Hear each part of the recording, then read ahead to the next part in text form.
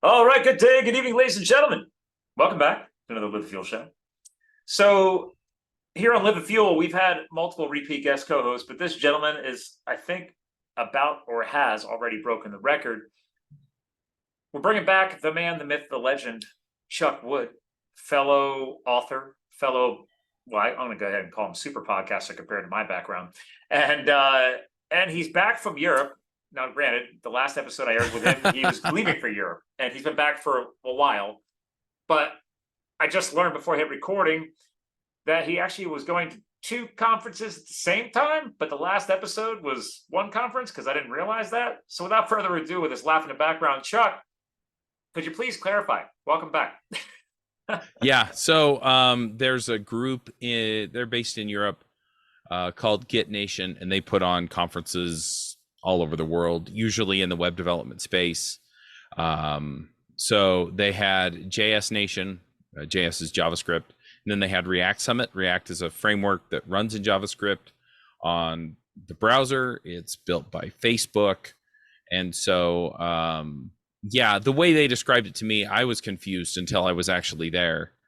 But yeah, they had JS Nation was the first day, React Summit was the second day, and then they had online React Summit the next day, and online JS Nation 2 days after that.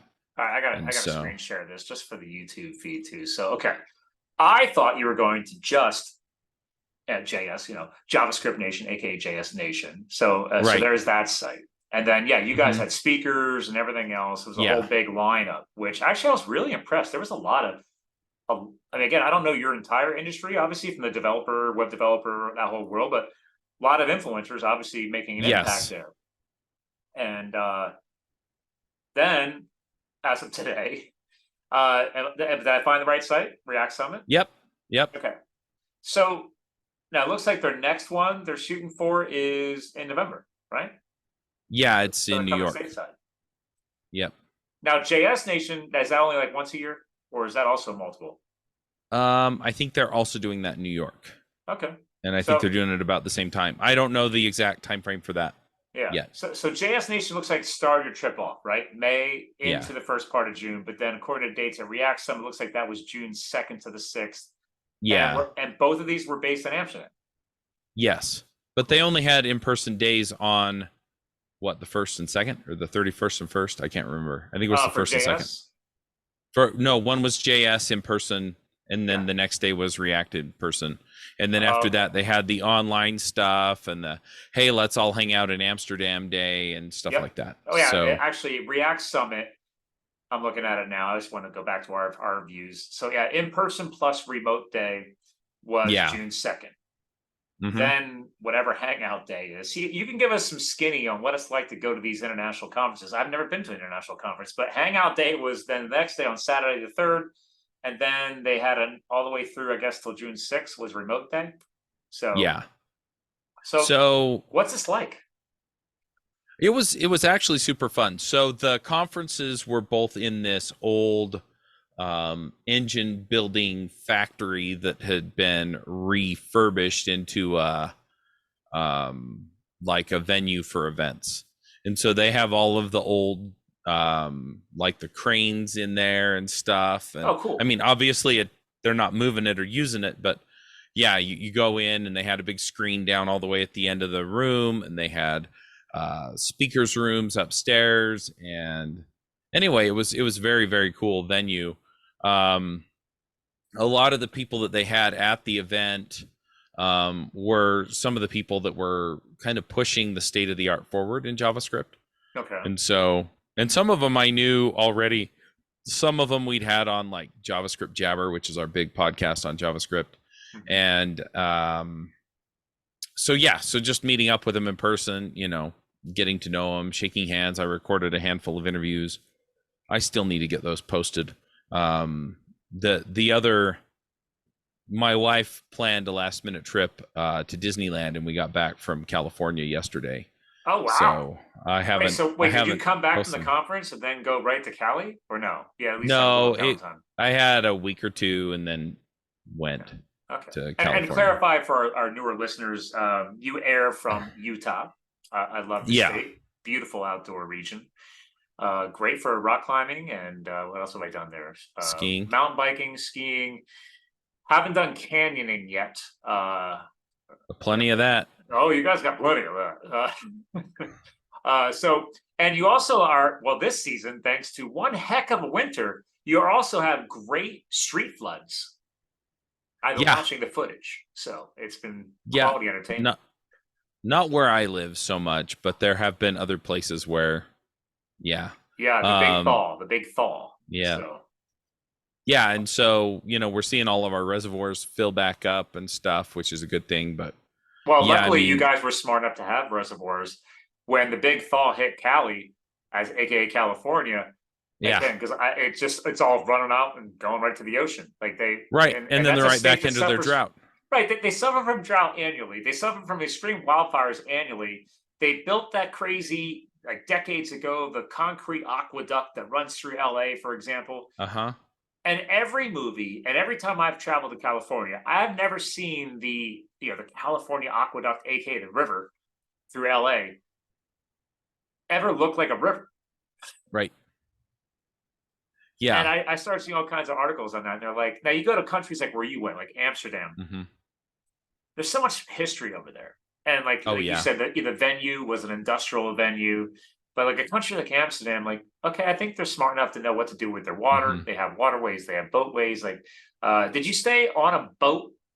I stayed on a boat. So they put some of the speakers up on a boat, on a pier. So when I got to Amsterdam, I got to the airport, and I have to say, I haven't ridden a train in Europe in like 20 years. I lived in Italy for 2 years. That looked like fun. I was following your posts. So I jumped on the train. I mean, I just rode it to the central station in Amsterdam. It was like 10, 15 minutes, but it was still fun, kind of nostalgic for me. Yeah. I got off, walked a few hundred feet over to the ferry. I caught the ferry across. They have kind of an inland sea that they have locks at one end. Let all the boats in. Sea. Yeah. But so would you consider it a bay? A bay of water? Maybe. I don't know. The river flows into it from one end. And anyway, so they have ferries that are free that cross the water. And so you get on the ferry, you get off of the ferry on the other end, and you're literally like walk around the corner and down the pier, and the boat was at the end of the pier. Slept on the boat. Sweet. Now, this was your own boat to yourself? No, there were... a big boat. Yeah, well, big-ish. It had 6 or 7, 6 rooms or 8 rooms on it. And the rooms weren't very big, but it also had a restaurant on the main level. And nice. Anyway, it was really cool. Amsterdam is on my trip list for the wifey and I, because it's just such a cool, unique country. Yep. Like, so we're supposed to fly through there next year, actually. Let's see if we can do a pit stop. Yeah, so they rented out the boat, and it did a tour around that inland sea or whatever it is. That was my next question. For the speakers standard, and that was cool. And then they also, so that hangout day that you saw on the website, they actually rented a whole bunch of boats and paid for anybody who wanted to RSVP for it to go on a canal tour that day. Oh, that's cool. So that's one thing Amsterdam is known for, is a lot of canals. Yes. Yep. Oh, yeah, there we go. Boat and walking tours on Hangout Day 3. Yeah. Okay. All right. Yeah, you could do one or the other. They were at the same time. I did the boat tour.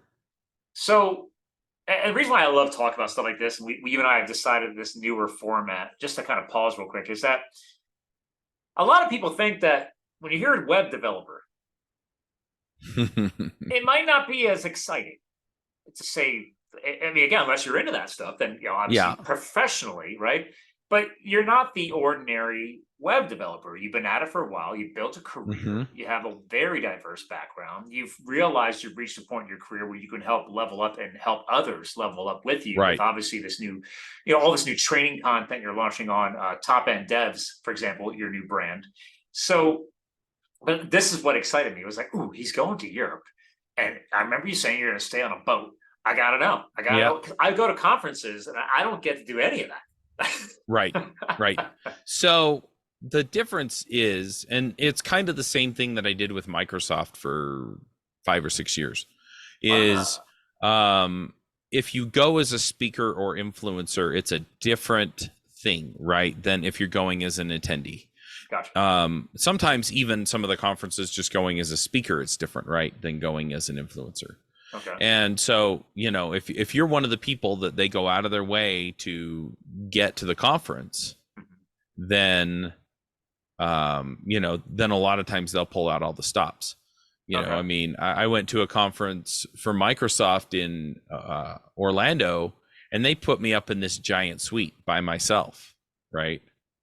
Of course, I got canceled that weekend, and they canceled all of the interviews that I was doing for my podcast that same weekend. But I still got to stay in the suite, and I could still go to the conference for free. And it was this big expo and all this stuff. And so, you know, they pull out all the stops if they want you there, right? And so what happened was they reached out to me because they wanted to cross promote on the podcast. Right. And I said, yeah, cross promoting would be great. It'd be fun if I could come, right? Is what I did. Is I said, hey, I'd like to come. I'd like to do some interviews. I've done this for, you know, other conferences. And so we lined a lot of it up. You know, I talked to some of the speakers ahead of time and kind of posted teasers on the podcast feed. And right. And so then they reimbursed me for my airfare, paid for the hotel. And that's exciting because people hear that like, oh, that's how you do that. And it's like, well, it's not that easy. I mean, well, if you're reaching the people they want to reach, right. And that's kind of like I was hinting at there, is that, you know, the just podcasting world in general. How long have you been podcasting now? I mean, my God. 15, 16 years. And real quick, ladies and gentlemen, who hear this and you want to understand what he just kind of like skipped casually over getting canceled. You can go back. Long story. It's a long story. We're doing this short format. You can go back and listen. For example, I know we charted a lot about this on episode. There we go. Back on episode 324. That aired in March. That was right after it happened. Yeah, you were doing your first, 75 hard health and fitness mental conversion, and you were doing a lot of stuff back then. But if you want to listen to that, that's a longer show. You can learn all about what it's like to get canceled thanks to Twitter. That aside, Chuck and I have been connected for a few years now, thanks to being, in an authors group and then getting our books out on Amazon. And that's why I decided to keep connected with you, because we have such a different background. I'm a huge guy in the sales world and big in the HVAC sector of influence, and then obviously my health and fitness background. But I know what developers are. I worked in IT. I worked alongside those developments, but I never had to play with code. And it was just cool getting to know you over the years and realizing, oh, yeah, that's a different way to reach what, quote, an influencer status, or the ability to say, I have the platforms, I have the audience you want. Do you want me to come to your event? And if so, can you cover some of the expenses? And that's how people are like, oh, should I monetize my show? I'm like, well, maybe that's all the monetization you need, right? Like, hey, why don't you throw me a quick ticket or cover my hotel? I'd love to come to your event. Hell, even for my own personal benefit. But professionally, it gets you more exposure for you and your brand. But they're bringing in somebody who's already bringing in a ton of audience thanks to your successful podcast too. So yeah, and in fact, JS Nation, I think, sold out. One of them sold out, and one of them got pretty darn close. What does that mean? Like, I mean, I know what it means, but what was the head count? Because I'm sure they had a lot of virtual attendees too. That's the other cool thing about modern podcasts. The virtual attendees was a different story, but they had room for, I think, 1,500 people at the conference. Okay. And that was also in the factory space, or just the React Summit? Well, they were both in the same space, just on different days. So and that was in person, so they sold those out. And then online was whatever. That could be, but they had us at virtual summits, because you also ran one of your own in the past couple of years. You can push as much seat capacity as you want because it's virtual. Yeah. And I'm getting ready to put another one of those together too, but we can talk about that later. Oh yeah, and I knew you had one coming, so I thought I'd leave these little cliffhangers in there. But also, you also helped me with my former client, Vinny Tortorich, run the first ever NSNG summit, No Sugar, No Grains, and figuring out, you can support multiple, especially if you're not interacting with the people, you just want them to watch, and basically it's like hanging out in a giant webinar, I guess. Yeah. What was the platform we used that time? Crowdcast. Yeah, but you had your own tweaks on the Crowdcast. I thought, like it's like Crowdcast, but what you made it like the way you liked it. Yes. Yeah. And I mean, we can go into all that technical stuff, but yeah, it's Well, that can be, again, some of the cliffhangers for when our next show is that I know you have another one you're working on, and you've now put in a few reps now that there's probably some best practices that you've seen. Yeah. And I as a sales and marketing pro, I love seeing if I can help people figure out how to do it, like we did with Vinny and his co-founder Andy Schreiber of the NSNG Foods Company. Shout out to those guys. But that was a great event. Now I wish they would run it again. They haven't run it. I told them. Oh, really? Yeah, they haven't brought it back. You ran the first and only They should. NSNG Summit. So yeah. Yeah. I mean, and that's the deal. I mean, you're talking sales and marketing. Initially, when I started running them, I was running them as an income stream, but there are enough free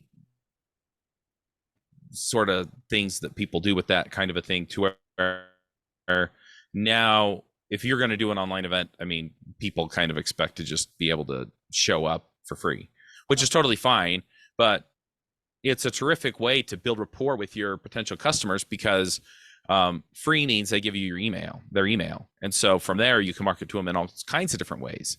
Yeah. And you know that they're interested in whatever the topic of the summit is. And you can charge for long-term access to the videos. And so, there are things that you can do. I'm finding that one thing that has changed also is that people are more willing to sponsor them, right? And so where, NSNG Summit, they were mostly trying to build their own brand. So they just branded it with their own stuff, which is a smart way to go.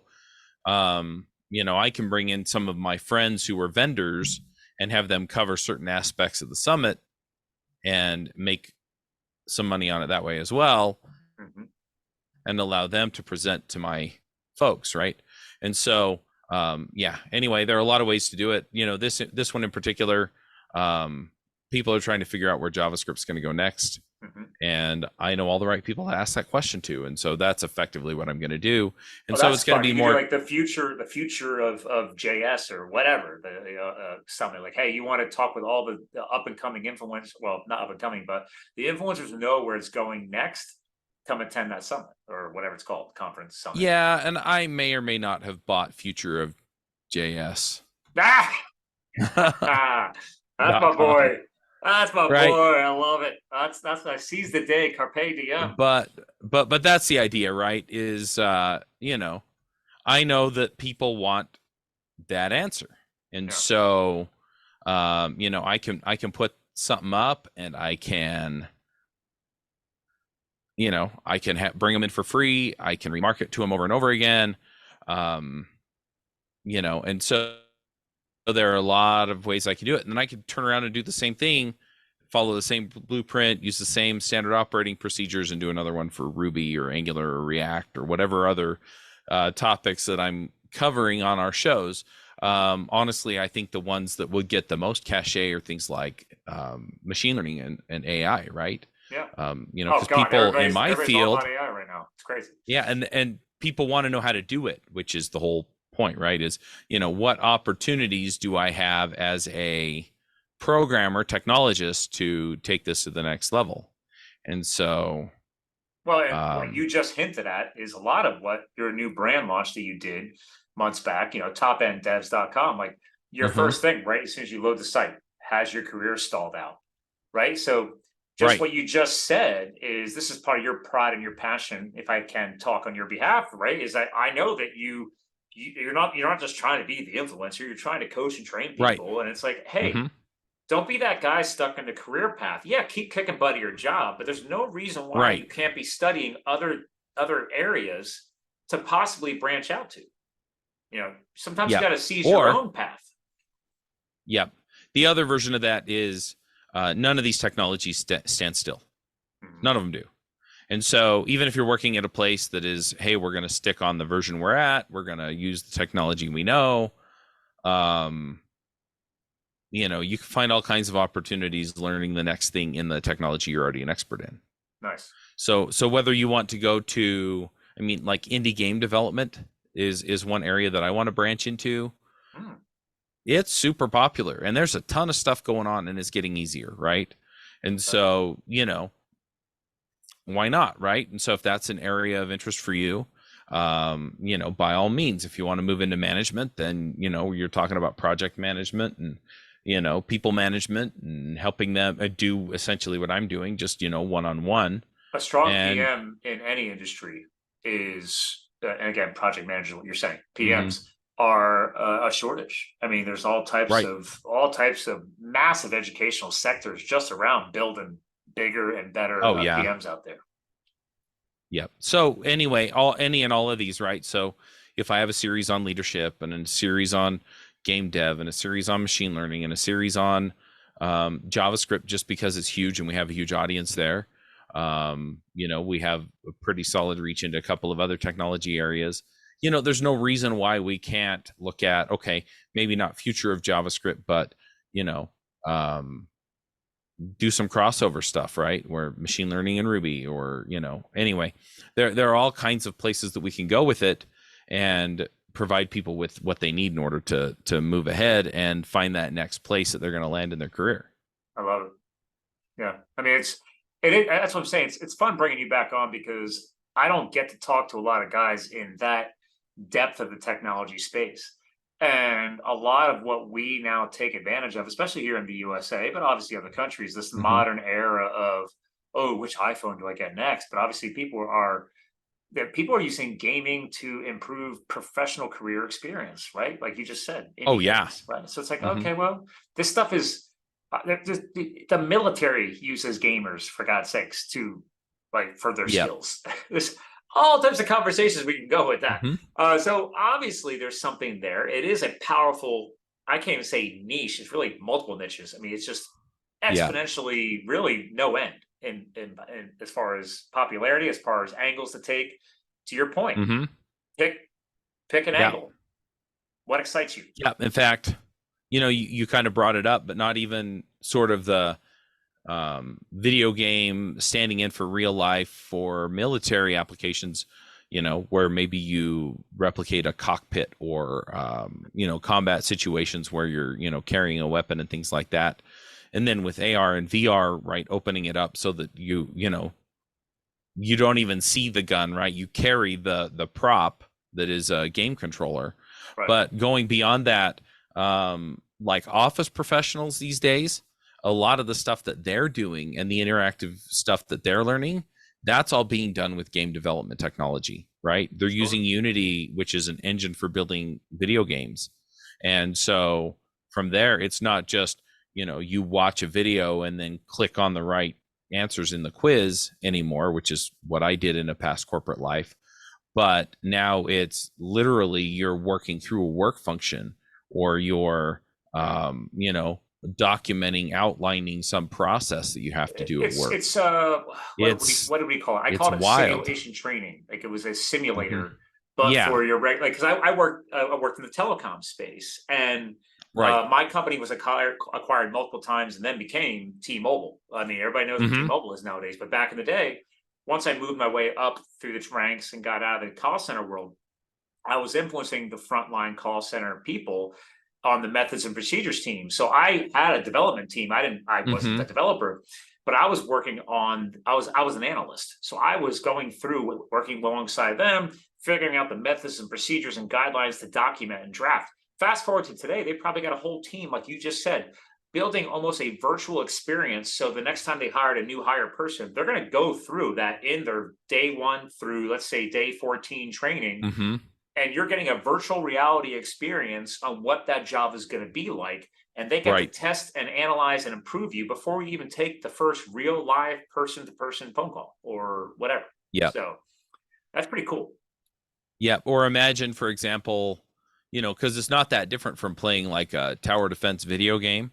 Mhm. Imagine, you know, in the T-Mobile space, okay, if I put a tower here, if I put this kind of tower here? Ooh, You know, what kind of coverage does it provide? How many people does it cover? How many, you know, right? Because it's just a score. It's just a number it could Dude, come up it's with. funny you bring that up. My wife's business partner in her veterinary business, her husband is a high-level RF engineer for AT&T. Uh-huh. That he works, like, he doesn't go build the towers. They have, boots on the ground RF engineers Yep. that actually fabricate, build, and then test them. But he's the guy in the code world, Mhm. doing his thing with all the Yep. technology behind the scenes. Like, he explained to me how they repoint a tower, and maybe it wasn't built at the right height, or they have to go back in and retrofit the tower because there's other communities that have been built up on Mhm. the mountainside nearby. Yep. All this stuff, because they're trying to get the maximum angle and benefit out of that tower, or they got to put a different, like you just said, Yep. it's crazy where technology has got come. So I never Yep. even thought about that, actually. And then you feed all that data into an AI model that's been trained to help you figure out what, how, where to put that stuff, where to point it, right? And so anyway, it's just, this stuff is moving forward so quickly, and there's so many opportunities there, but it's just fascinating stuff. And that's the thing that's fun, is I get to see people move ahead in their careers, but I also get to play with some of this fun stuff and figure out what the story is. And so, Yeah, I love it. Well, again, yeah. and that's the point.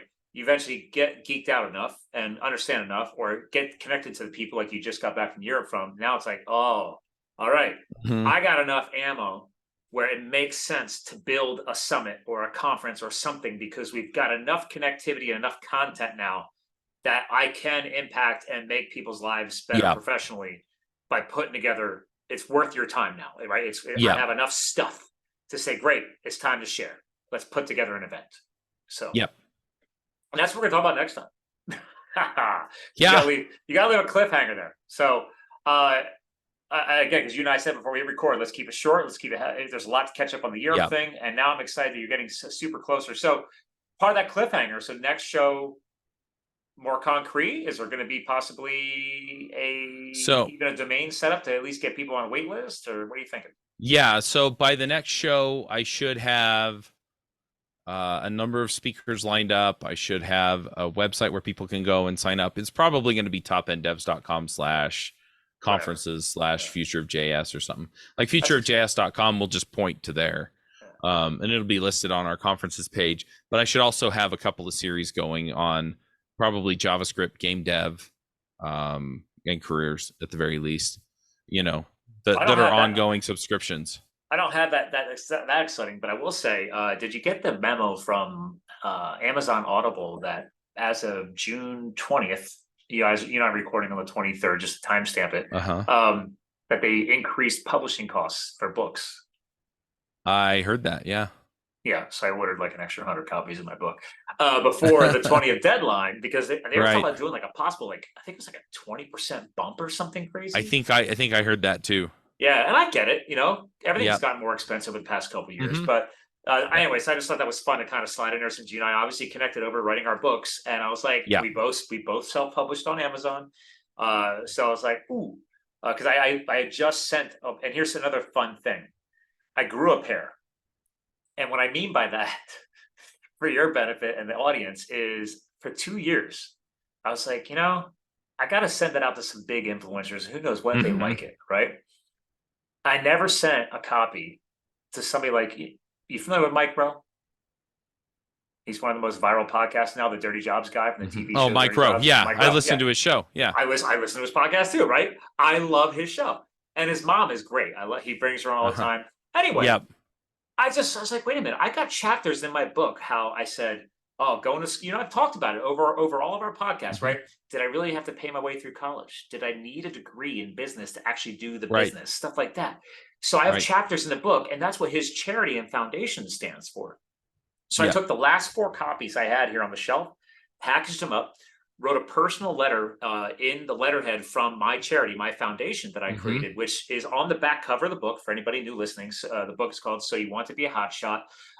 Shameless plug, hotshotbook.com. Takes you right to the listing on Amazon. But the point is, I took all 4 copies because I know he's got some interns, because we listened to his show. And I said, obviously it's one for him and one for, what's his co-host? Chuck. Yeah. So I made sure, I said, please make sure 2 copies are set aside for Chuck and Mike. These other 2, I don't know how many interns are on the team. I was like, please take these if it benefits the charity, if you think somebody can benefit from this book, please give them away. Let me know if I can provide more. And I just want to see if I approached it from a way of giving versus receiving. But then I said, P.S. I would be more than honored to have Chuck and Mike on the show, because I decided to plug the Live the Fuel as well. So I don't know. Maybe I get nothing out of it. I'm just saying. So I've been putting that off for 2 years. You know why? Because I never got around to finishing the audiobook yet. And I thought, what if they want to listen to the audiobook? And I said, you know what? Why wait? Just get the book, send it to them. And maybe they'll, because I've heard Mike say he physically read this book or that book. So I know that Chuck and him physically read books besides audiobooks. So and I know back what was his Facebook show? That he was pissed because they never brought it back. Oh, Returning the Favor. He was he's always highlighting people's charities.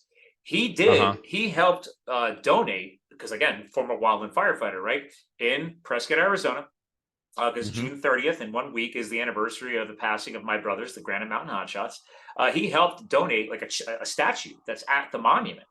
Like they did all the fundraising and everything else. So I was like, dude, he's got to geek out about a book like this. If not, at least I put it out there and we'll see where it goes. But who knows? Yeah. You got a conference coming up. I might get an email or a phone call back from Team Row. I have no idea. I'm very excited. Yeah. That would be cool. That would be way cool. Yeah. Yeah. So sometimes you got to get out of your own way and just take a risk. Right. Yeah, it's true. One thing that I want to add to this with the influencer thing is the way that I got into the conference thing in the first place was I had a listener to one of the shows who wanted to have a Ruby track at a conference that he was helping organize. So he set it all up. They got us to come out. I actually lined up for a bunch of my friends to come out as speakers. We went up to Vancouver. And while I was there, there was another podcast called .NET Rocks. So .NET is Microsoft's technology stack. Okay. And they were doing a series on agile development, which is, a methodology for,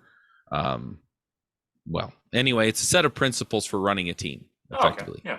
And so they asked me to join the panel because I had a different take on things because I came from a different background. And so I joined the panel, got to know the guys that ran that show, and it turned out that they were the ones that wound up, one of those guys wound up organizing the podcast setup at the Microsoft events. So sometimes it works to get to know the people directly involved, but sometimes it helps just to get to know people and empower people who eventually introduce you to those people. Well, and you brought that up on the last episode, the importance of connecting. And building, and I hate to call it building your network, or your network, what's the other quotes out there? Your network is your net worth.